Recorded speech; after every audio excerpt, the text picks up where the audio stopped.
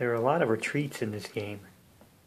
After I realized I made a mistake in an earlier presentation on a particular kind of retreat, it made me look a little more closely at it in general, and I thought maybe I'd sort of examine all the different kinds of retreats and how they occur and how they differ from each other. We have retreats after a fire combat casualty morale test failure, retreat after a assault pre-melee morale check failure, defense or attack, retreat after a infantry unit attempts to stand or form square before cavalry charge and fails. We have retreats before melee, retreats before charge, retreat during the reorganization segment if you fail to rally. Anything else? That's a lot of retreats. And there's some similarities, but they actually have pretty big differences in each of those points in which the retreat occurs. I'm going to try to examine those and see if we can pick it apart. Movement in the system is categorized into basically two groups, voluntary and involuntary. And the reason it's done that way is to sort of divide between the activities that will cause a response from the enemy and those that will not. So voluntary movement can cause an opportunity, fire or charge, and involuntary movement does not. But I'm going to hijack those terms for this discussion because I think there are times when you retreat because you want to, say retreat before melee, and other times when you retreat because you have to, say a morale test failure or a failure to stand before charge. So when I say involuntary retreat or voluntary retreat, I know that's a corruption of the term, but I'm just trying to use it in a very focused way right now. So while we have different kinds of retreat for different events, and they all do have some different features to them, there are some standard things that apply to all of them. One of those is the path of the retreat that must be taken. In general, a unit can never move closer to the enemy. They cannot end their retreat nearer the enemy than when they started. So, of course, that applies when you have enemy all around you, not just one right here. They can't take a path that leads behind enemy lines. They need to make a path towards their own lines. And most titles will have a depot area defined, basically the line of communication that you're expected to retreat towards. And then they must take terrain that is best suited to movement. So if there were trees here, that was a higher movement cost in this clear, this unit would have to go through the clear rather than the trees. Gets them away from the enemy faster.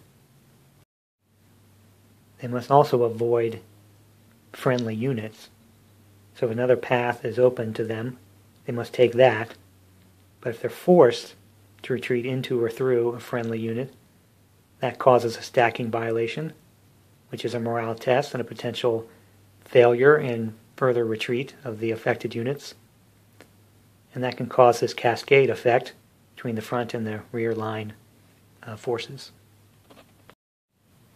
And the last sort of general rule is failure to retreat the full distance, whatever that may be, in involuntary retreat, disorder or plusquam disorder, causes the unit to surrender.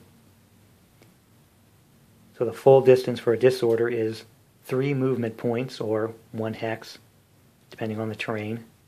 And for plusquam disorder, it's either 10 or the printed movement potential on the unit, depending on infantry, cavalry, artillery, and a slight difference in the rule set.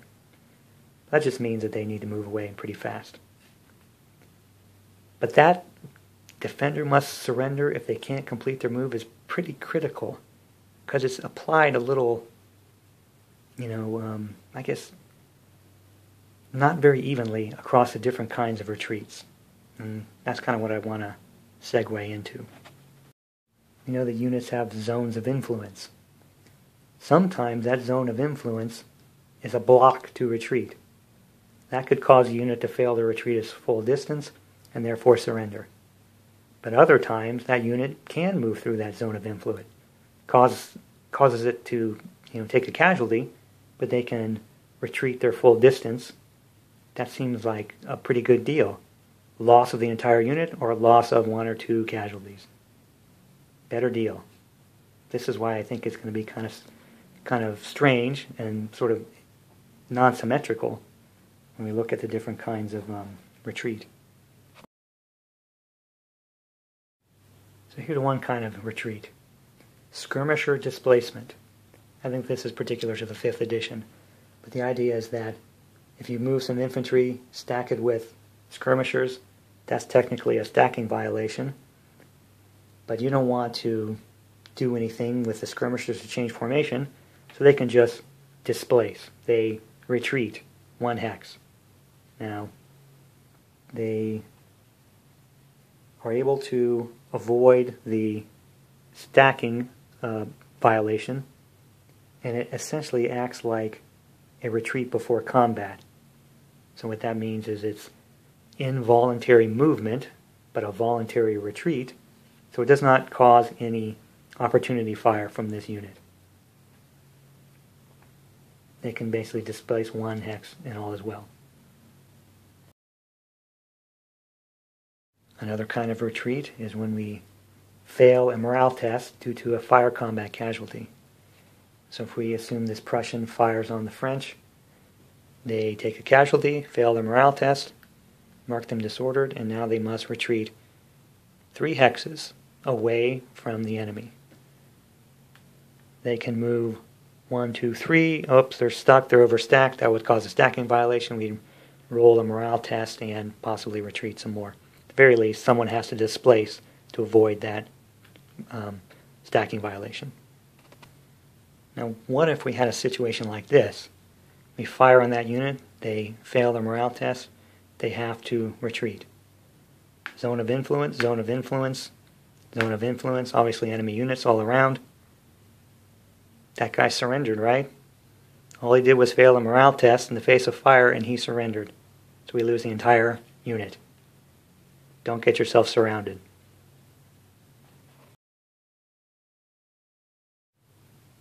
Another kind of retreat is retreat before assault.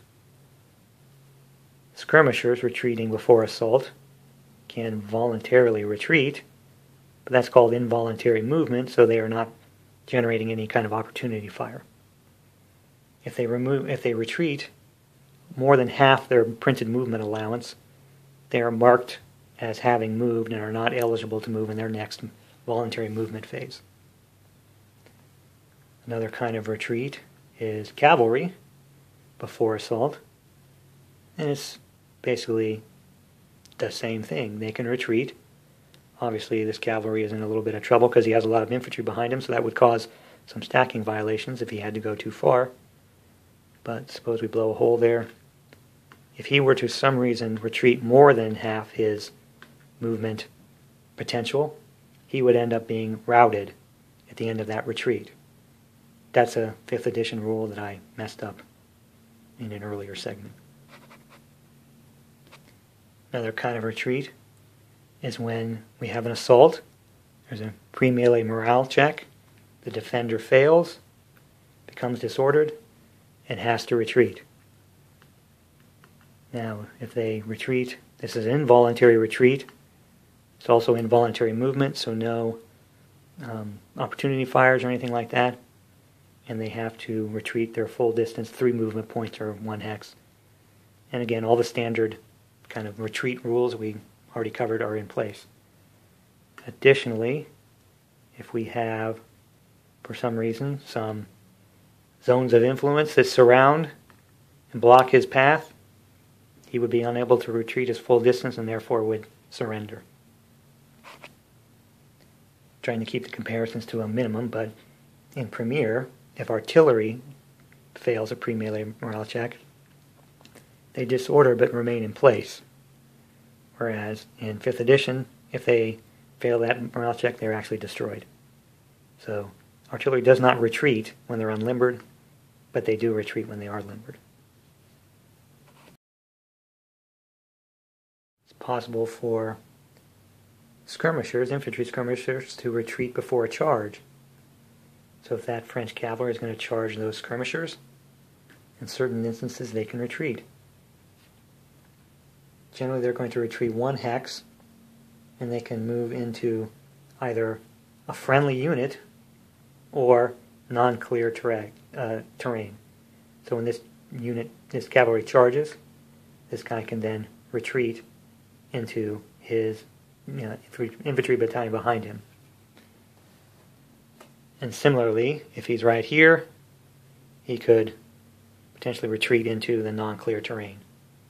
Now the idea is that he retreats into the terrain, and the cavalry can still charge if they want to, and he's just better able to receive that charge in that more protective terrain.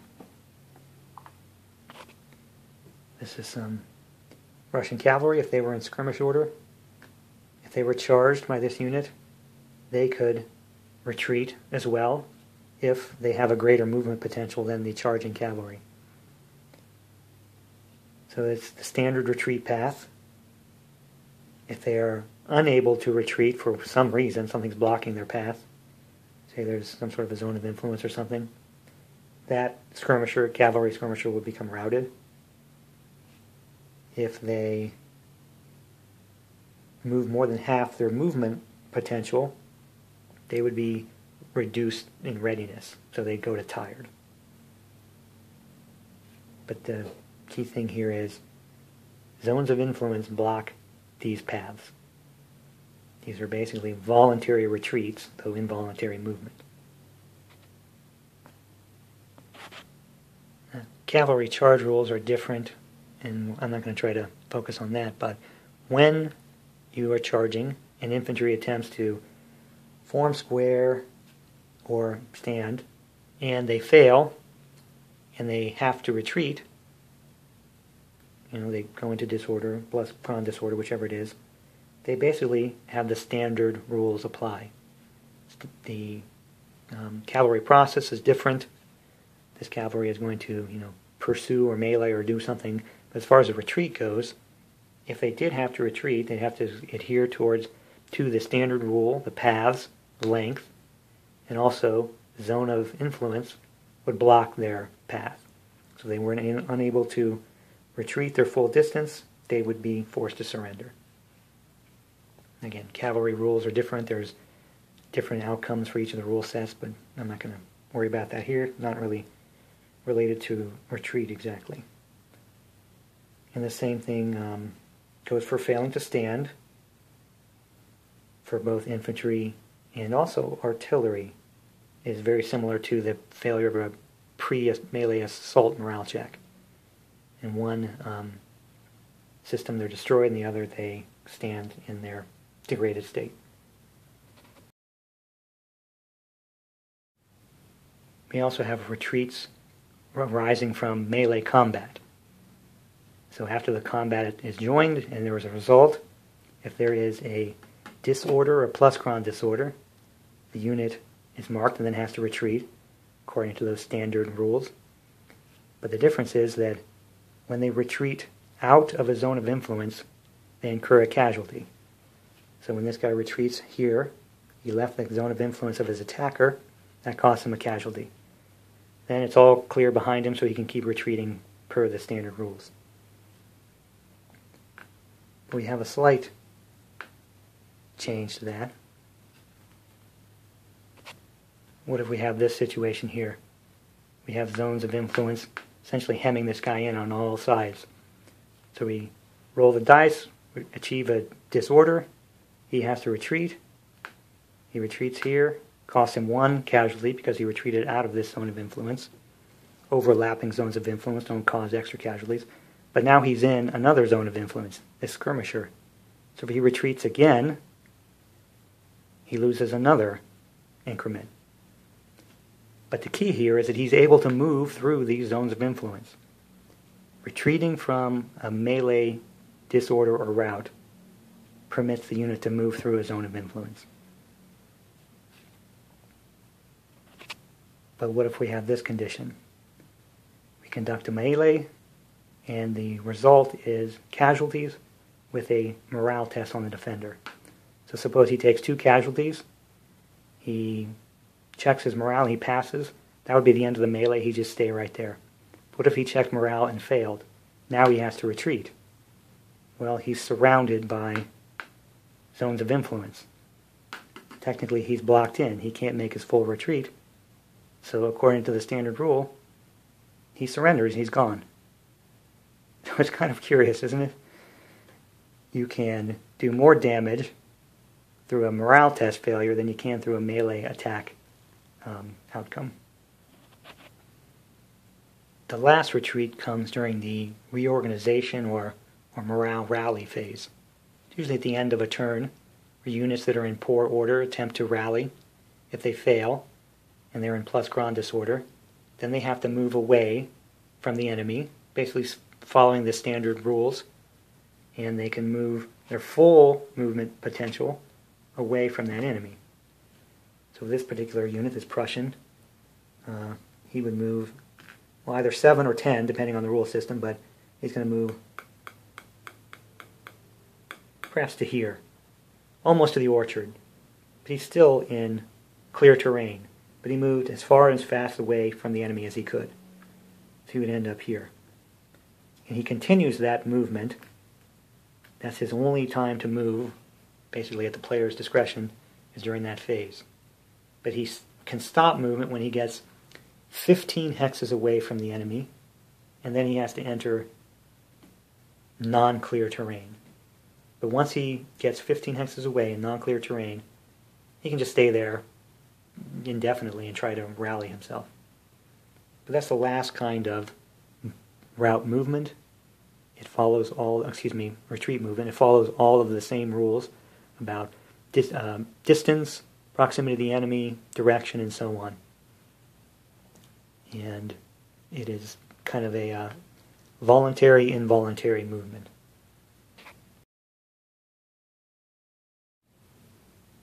When I realized I had messed up that 5th edition retreat before combat concept, where I attributed the worst penalty to the skirmishers when I shouldn't have, it just made me look at retreat in general in the system, how diverse it is, how it plays out in virtually every phase across the entire span of the turn, and also how some of the different effects are non-uniformly applied. I think really that comes down to that zone of influence. Some cases it blocks and you can't retreat your full distance and therefore you're destroyed, surrendered. And in some cases you can move right through it at the cost of a casualty. It seems to sort of lack that symmetry. Why is one seemingly less traumatic event actually resulting in a worse outcome? I wouldn't mind just having zones of influence block retreat. If you're retreating from a melee, you retreat out of a zone of influence, fine, that costs us a casualty. That's a melee thing. But you can't go through any other zones of influence. Once you hit those, you have to essentially be judged fail to complete your full retreat, and you surrender, just like the other involuntary retreats. But that's not how the rules work. They are what they are. I just thought maybe a little examination of them was in order.